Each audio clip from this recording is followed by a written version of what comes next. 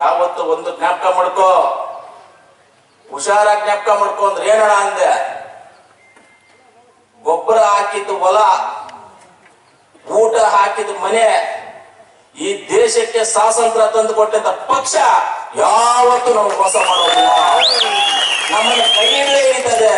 ಸ್ವಲ್ಪ ಲೇಟ್ ಆಗ್ಬೋದು, ಒಂದು ದಿವಸ ಲೇಟ್ ಆಗ್ಬೋದು, 2 ದಿವಸ ಲೇಟ್ ಆಗ್ಬೋದು, ಆದ್ರೆ ಕೈ ಹಿಡಿತದೆ. ನಮ್ಮ ಕೈಯಂತೂ ಬಿಡೋದೇ ಇಲ್ಲ ಲಾಸ್ಟ್ ವರೆಗೂ.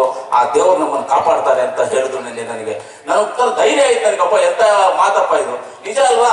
ನಾವು ಹೊಲಕ್ಕೆ ಗೊಬ್ಬರ ಹಾಕಿದ್ರೆ ನಮ್ಗೆ ಅದು ಫಲ ಕೊಡುತ್ತೆ ಇಲ್ವಾ? ಊಟ ಹಾಕಿದ ಮನೇನ ಯಾರಾದ್ರೂ ಮರಿತೀವ ನಾವು? ಯಾವತ್ತೂ ನಮ್ ಚಿಕ್ಕ ವಯಸ್ಸಲ್ಲಿ ನಮ್ಗೆ ಊಟ ಹಾಕಿ ಅವ್ರೇನೋ ನಮ್ಮನ್ನು ಕಾಪಾಡಿದ್ರೆ ಮರಿತೀವ ನಾವು? ಈ ದೇಶಕ್ಕೆ ಸ್ವಾತಂತ್ರ್ಯ ತಂದು ಕೊಟ್ಟಿರುವಂತ ಪಕ್ಷ ಕಾಂಗ್ರೆಸ್ ಪಕ್ಷ ನಮ್ಮನ್ನು ಬಿಡುತ್ತಾ?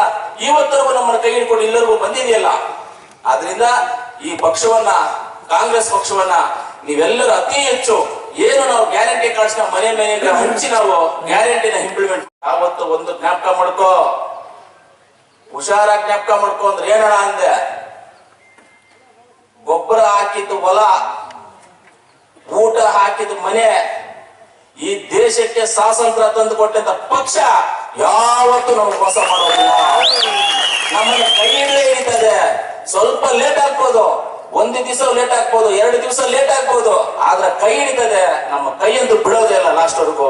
ಆ ದೇವ್ರು ನಮ್ಮನ್ನು ಕಾಪಾಡ್ತಾರೆ ಅಂತ ಹೇಳಿದ್ರು ನನಗೆ. ನನ್ನ ಧೈರ್ಯ ಆಯ್ತು ನನಗಪ್ಪ, ಎಂತ ಮಾತಪ್ಪ ಇದು, ನಿಜ ಅಲ್ವಾ? ನಾವು ಹೊಲಕ್ಕೆ ಗೊಬ್ಬರ ಹಾಕಿದ್ರೆ ನಮ್ಗೆ ಅದು ಫಲ ಕೊಡುತ್ತೆ ಇಲ್ವಾ? ಊಟ ಹಾಕಿದ ಮನೇನ ಯಾರಾದ್ರೂ ಮರಿತೀವ ನಾವು? ಯಾವತ್ತೂ ನಮ್ ಚಿಕ್ಕ ವಯಸ್ಸಲ್ಲಿ ನಮ್ಗೆ ಊಟ ಹಾಕಿ ಅವ್ರೇನೋ ನಮ್ಮನ್ನು ಕಾಪಾಡಿದ್ರೆ ಮರಿತೀವ ನಾವು?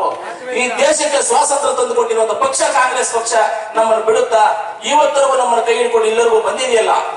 ಆದ್ರಿಂದ ಈ ಪಕ್ಷವನ್ನ, ಕಾಂಗ್ರೆಸ್ ಪಕ್ಷವನ್ನ ನೀವೆಲ್ಲರೂ ಅತಿ ಹೆಚ್ಚು ಏನು ನಾವು ಗ್ಯಾರಂಟಿ ಕಾರ್ಡ್ಸ್ ಮನೆ ಮನೆಗೆ ಹಂಚಿ ನಾವು ಗ್ಯಾರಂಟಿನ ಇಂಪ್ಲಿಮೆಂಟ್